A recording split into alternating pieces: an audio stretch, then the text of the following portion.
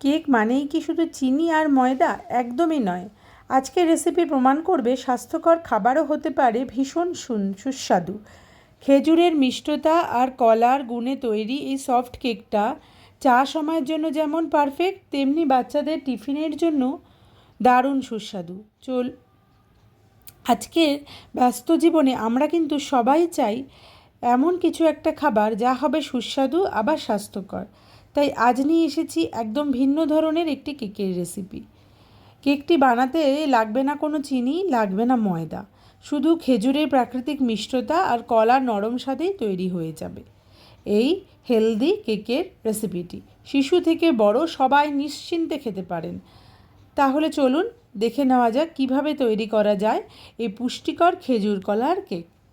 এর জন্য প্রথমে আমি খেজুরটাকে ভালো করে ধুয়ে বীজটাকে ছাড়িয়ে একটি বাটির মধ্যে নিয়ে নিয়েছি। আর এই সময়ে আমি অন্য একটি পাত্রে দুধ গরম করতে বসিয়ে দিয়েছি। উষ্ণ গরম দুধ দিয়ে এই খেজুরটিকে ঢেকে রেখে দেব। এরপর ঘরে পড়ে থাকা 3-4টি নরম কলা মিক্সির বাটিতে দিয়ে নিচ্ছি।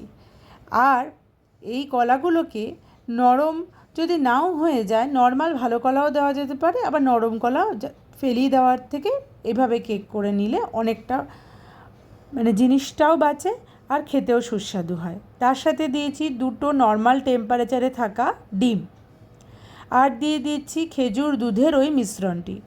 ভালো করে মিক্সিতে ঘুরিয়ে একটি পেস্ট বানিয়ে নিচ্ছি।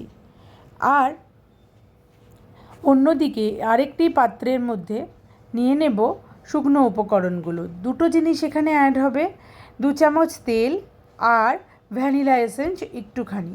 অন্যদিকে যে শুকনো উপকরণগুলো আমি নিয়ে নিয়েছি তার মধ্যে আছে 1.5 কাপ মতো ময়দা, বড় চামচে 1 চামচ বেকিং পাউডার আর 1/4 চামচ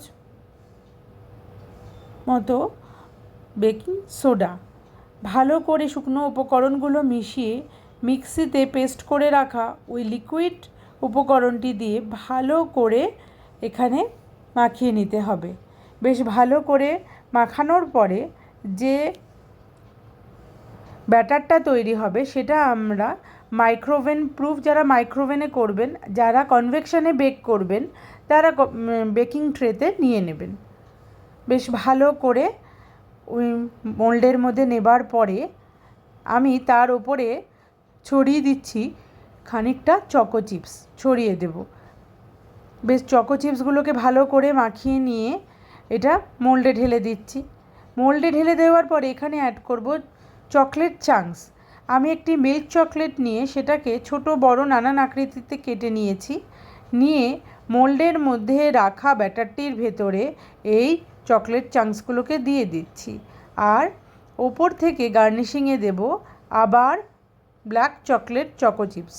ভালো করে ছড়িয়ে মাইক্রোওভেনে 5 থেকে 7 মিনিটের মতো ঘোরালেই একদম রেডি আমাদের আটা, কলা, খেজুর দিয়ে বানানো সুস্বাদু আর স্বাস্থ্যকর কেক।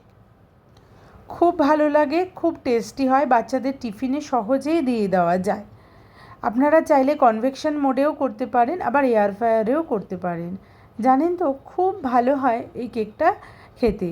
আপনারা যদি ফ্রিজে রেখে দেন, ঘুরে ঘুরে বেশ 4-5 দিন আপনারা এই কেকটাকে খেতে পারবেন। ভীষণ ভালো হয়। আর এই চকলেট চাঙ্কসটা আপনারা স্কিপও করতে পারেন, তাতে করে কোনো অসুবিধে হবে না।